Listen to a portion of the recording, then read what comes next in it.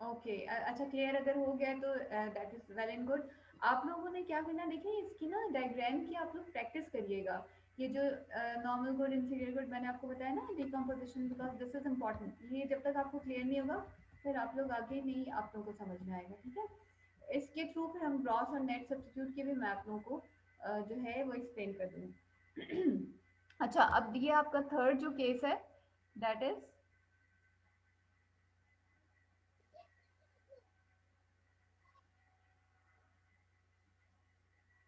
अच्छा ज़्यादा ज़्यादा ना पढ़ाएं, मैं आपको ज़्यादा ज़्यादा नहीं पढ़ा रही, ठीक है। ज़्यादा ज़्यादा नहीं है, ये सब आपके टॉपिक्स तो इंक्लूडेड हैं, these are in your course, ठीक है। तो ये तो आपको पढ़ने पड़ेंगे। Special case give and good, ठीक है। ये आपका ये मेरे ख्याल है शाहीना को ज़्यादा इशू हो रहा है, बाकी किसी स्टूडेंट्स को इतना ज़्यादा इशू हो नहीं रहा, शायद उन्होंने लेट ज्वाइन किया है इस वजह से उनको इशू हो रहा है, वो यूनिवर्सिटी उन्होंने लेट ज्वाइन की, ठीक है। अच्छा, ये आपका गिफन गुड का केस है। थर्ड जो आपका, देखिए पहला हमने नॉर्मल गुड का केस किया, सेकंड हमने क्या किया, इंफीरियर गुड का, थर्ड आपका गिफन गुड का केस है, ठीक है। अब गिफन गुड की मैं आपको डेफिनेशन पहले भी बता चुकी हूँ। Giffen good is a good whose demand curve slopes upward because the negative income effect is larger than the substitution effect। अब आप देखिए यहाँ पे क्या है, ये जो हमने इंफीरियर गुड के केस में पढ़ा था, ये जो इनकम इफेक्ट है, ठीक है, ये आप लोग थोड़ा सा गौर से देखिएगा। ये जो इनकम इफेक्ट है EF2, ठीक, और सब्स्टिट्यूशन इफेक्ट जो है ये F1E, या आप देखें अगर हम दूसरे टर्म्स में हम इसको देखें, DB आपका क्या है, नेगेटिव इनकम इफेक्ट है, और AD आपका क्या है, सब्स्टिट्यूशन इफेक्ट है। तो ये जो आपका इनकम इफेक्ट है, negative income effect, it outweighs substitution effect AD, ठीक है। ये सब्स्टिट्यूशन इफेक्ट को क्या कर रहा है, उससे कम है ना। यहाँ पे इंफीरियर गुड के केस में ये नेगेटिव इनकम इफेक्ट जो है कम लग रहा है ना आपको, या नहीं लग रहा? ये अमाउंट यानी यहाँ से यहाँ तक जो डिस्टेंस है वो कम है ना, ये ए से डी से, ए डी से कम है ना। आप लोग थोड़ा सा मुझे रिस्पॉन्स दिएगा। Yes ma'am, yes ma'am. ये आप इन दोनों को कंपेयर करें, डी से बी को की मूवमेंट और ए से डी की मूवमेंट, तो इनमें अमाउंट ज़्यादा कौन सा है, ये सब्स्टिट्यूशन इफेक्ट ज़्यादा है ना। देखिए ये एरोज यस की मैम। टर्म्स में भी अगर आप लोग देख लोगे तो ये सब्स्टिट्यूशन इफेक्ट ग्रेटर है इस नेगेटिव इनकम इफेक्ट से, तो ये आपका इंफीरियर गुड है, ठीक है। लेकिन हम गिफन गुड की बात करेंगे तो यहाँ क्या होगा, यहाँ पे आपका जो ये इनकम इफेक्ट होगा that will be larger than the substitution effect, जिसकी वजह से आपका जो वो होगा डिमांड कर्व होगा that would be positively sloping, ठीक है। अब वो कैसे होगा वो मैं आप लोगों को एक्सप्लेन कर देती हूँ, ठीक है। अब देखिए इनिशियल हमारे पास बजट लाइन ये है, ठीक है, this one is the initial budget line. अब जब फूड की प्राइस, अच्छा इनिशियली वो कंज्यूमर जो है वो पॉइंट ए के ऊपर होता है, ठीक है, और ओ ई अमाउंट वो फूड का ले रहा है। But happens when price of food falls, budget line आपकी इस साइड पे रोटेट हो जाएगी, आपका जो न्यू इक्विलिब्रियम है वो कहाँ पे आ जाएगा, पॉइंट बी के ऊपर आ जाएगा। तो as a result of price effect और total effect the consumer move from point A to B, ठीक है, ए से बी की तरफ मूव कर रहा है। अब इस टोटल इफेक्ट को हमें डिकम्पोज करना है into income and substitution effects. तो इसके लिए हमें क्या करना है कि इमेजिनरी बजट लाइन हम ड्रॉ करेंगे that is tangent to the original indifference curve, ठीक है।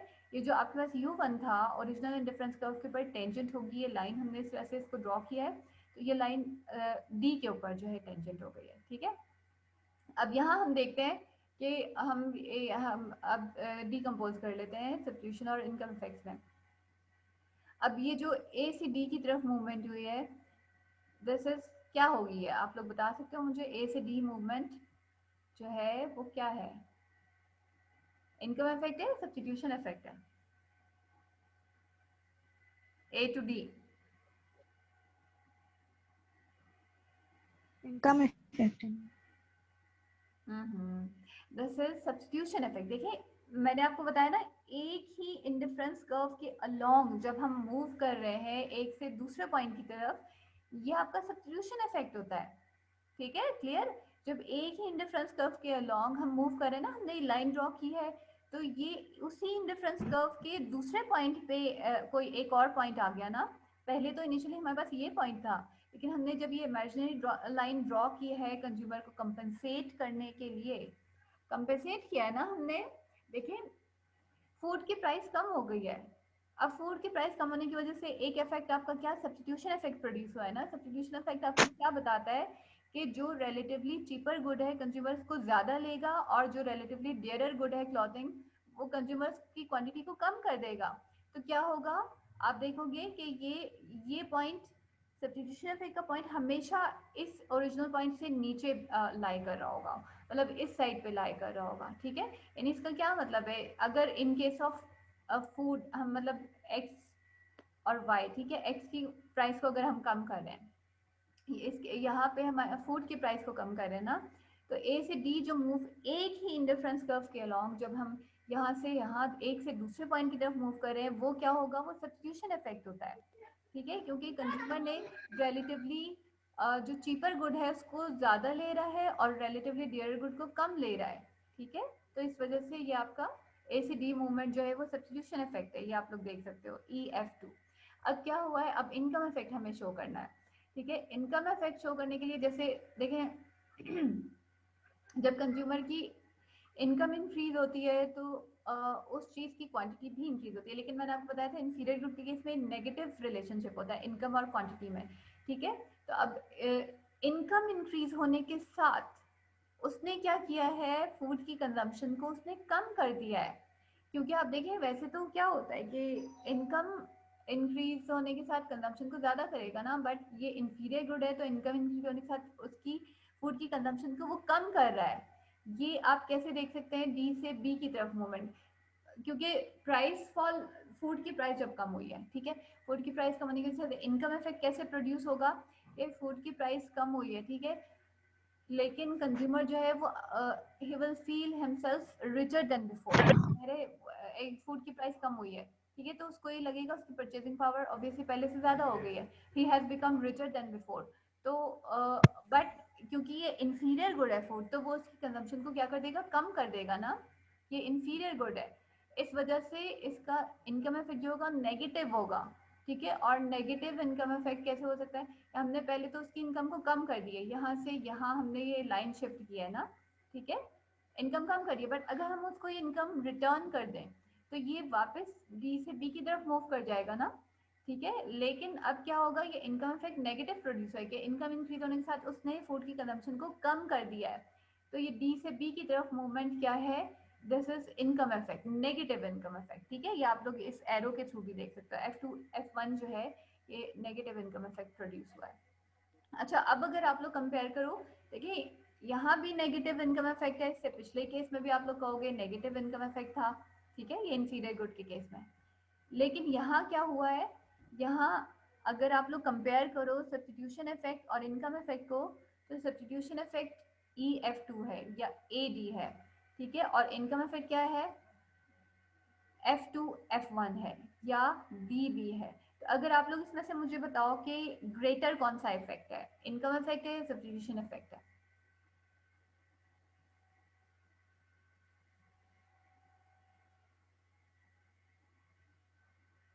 लार्जर, लार्जर इफेक्ट इसमें कौन सा आपको बड़ा कौन सा लग रहा है अमाउंट, सब्स्टिट्यूशन इफेक्ट वाला या इनकम इफेक्ट वाला। जी गर्ल्स,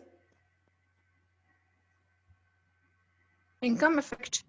एग्जैक्टली इनकम इफेक्ट ज्यादा है ना। ये देखें, ये एरोज के थ्रू भी आप लोग देख रहे हैं, दीज आर वेरी इंपॉर्टेंट, आप लोग ये बनाएंगे तो उसमें एरोज को भी शो करिएगा। ठीक है, इनकम इफेक्ट और यहाँ पे नेगेटिव है, ठीक है, और ये स्ट्रॉन्गर है सब्स्टिट्यूशन इफेक्ट से। तो इन दिस केस जब नेगेटिव इनकम इफेक्ट स्ट्रॉन्गर होगा सब्स्टिट्यूशन इफेक्ट से, इसका क्या मतलब है, this is the case of given good. और ये आपका जो ये प्राइस कंजम्पशन कर्व अगर आप यूं इस तरह से ड्रॉ करोगे, आपका जो सॉरी यहाँ से यहाँ तक होगा, ये ए से बी की तरफ जो आपके पास, आप इन दोनों पॉइंट्स को अगर ज्वाइन कर दो एक कर्व के थ्रू, तो ये आपका price consumption curve trace out हो जाएगा ना। तो इसके थ्रू जब आप लोग डिमांड कर्व को ड्राइव करेंगे तो that would be upward sloping, ठीक है, पॉजिटिवली स्लोपिंग होगा, क्योंकि आपका जो गिवन गुड है this is the extreme inferior good, ठीक है, ये आपका एक्सट्रीम इंफीरियर गुड होता है, जिसके केस में आपका negative income effect is stronger than positive substitution effect, ठीक है। लेकिन यहाँ पे आपका जो एक इंफीरियर गुड नॉर्मल एक ऑर्डिनरी जो इंफीरियर गुड है वो उसके केस में क्या होता है, आपका negative income effect is less than या is weaker than positive substitution effect, ठीक है, ये डिफरेंस है। तो ये magnitude of income effect and substitution effect is meaningful here, ठीक है, तो ये इंपॉर्टेंट है यहाँ पे। आ गई समझ में बात, ठीक है। अच्छा, अब जो है हम ये देख सकते हैं मार्केट डिमांड। मार्केट डिमांड हम किस तरह से देखिए, ordinary demand curve, sorry individual demand curve आप लोग तो ऑब्वियसली पहले भी ग्रेजुएशन में भी कर चुके हो, so there is no need to explain that, ठीक है। इंडिविजुअल डिमांड कर्व तो आप लोगों को पता है ना क्या होता है। डिमांड कर्व किस चीज को शो करता है?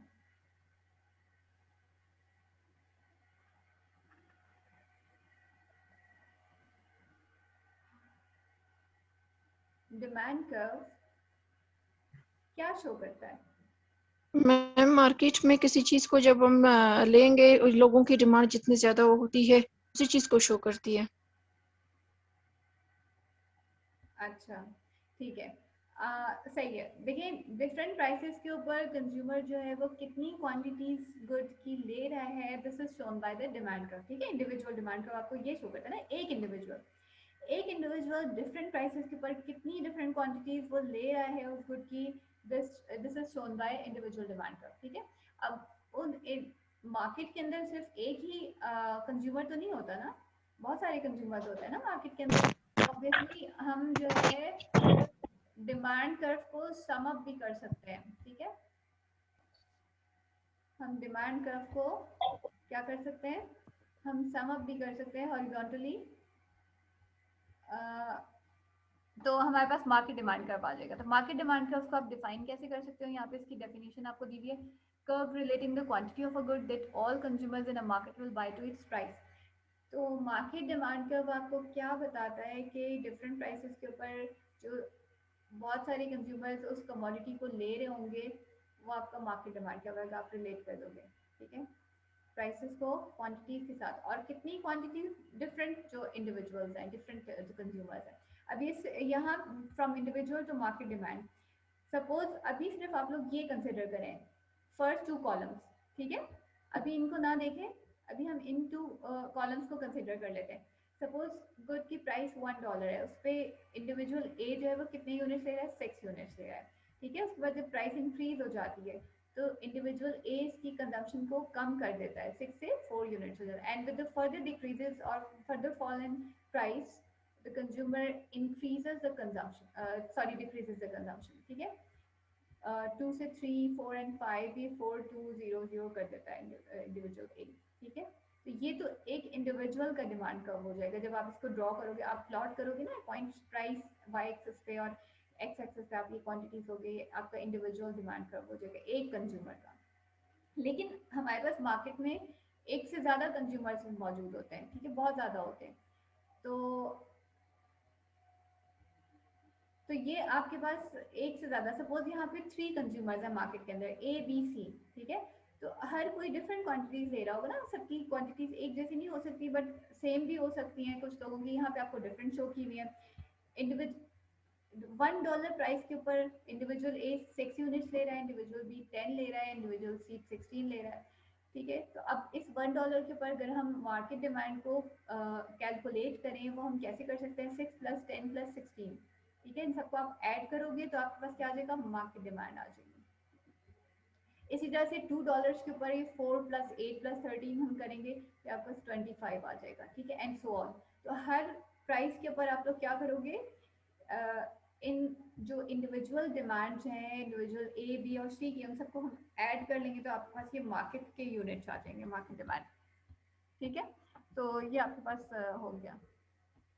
अब इसी को हम ग्राफिकली अगर रिप्रेजेंट कर दें, आप लोग देख सकते हैं ग्राफिकली हम कैसे इसको शो कर सकते हैं।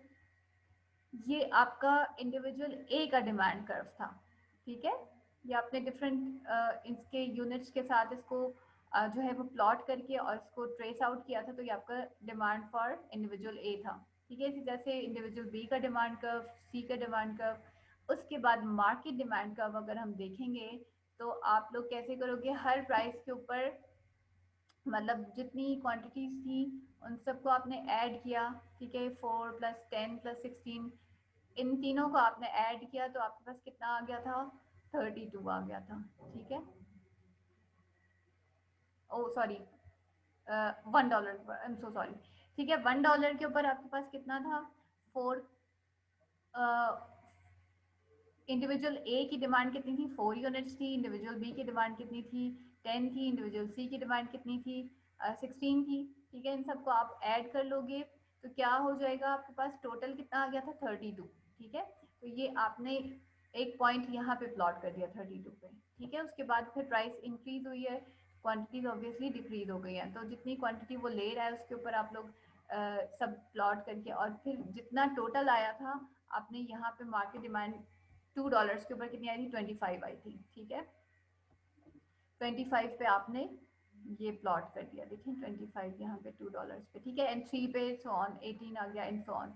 तो इस तरह से आप सबको प्लॉट करोगे और फिर उसके बाद ज्वाइन कर देंगे तो आपके पास मार्केट डिमांड कर्व आ जाएगा। ये आपको क्या शो करता है कि जितने भी कंज्यूमर्स मार्केट में होंगे वो कितनी क्वांटिटी जो है क्वांटिटीज डिमांड कर रहे हैं डिफरेंट प्राइसेस के ऊपर, आपका मार्केट डिमांड कर्व है, ठीक है। एंड यू कैन ऑब्जर्व कि आपका फ्लैटर होता है, ये इंडिविजुअल डिमांड कर्व से फ्लैटर होगा, ठीक है। तो ये आपको मार्केट डिमांड कर्व हो गया। तो we can note the 2 points from this. Market demand curve will shift to the right as more consumers enter the market. जितने ज्यादा कंज्यूमर्स मार्केट में आते जाएंगे उतना ही ज्यादा राइट पे जाता जाएगा ये कर्व, ठीक है। जैसे factors that influence the demand of many consumers will also affect the market demand. अब जो फैक्टर्स जो है डिमांड को अफेक्ट करते हैं वो ऑब्वियसली मार्केट डिमांड को भी अफेक्ट करेंगे। जो अदर फैक्टर्स होते हैं ना, like incomes of consumer, prices of related goods, advertising, taste preferences of consumers and so on, ये सब मार्केट डिमांड को भी अफेक्ट करते हैं, ठीक है। So ये the aggregation of individual demands into market becomes important in practice when market demands are built up from the demands of different demographic groups or from consumers located in different areas, ठीक है। different areas के अंदर different demographic groups, ठीक है, यानी population different, उसमें composition क्या है पॉपुलेशन की, उनके लिए भी आप इसको जो है हम इसको ड्रॉ कर सकते हैं, ठीक है। और उसके बाद आपके पास आती है इलास्टिसिटीज ऑफ डिमांड।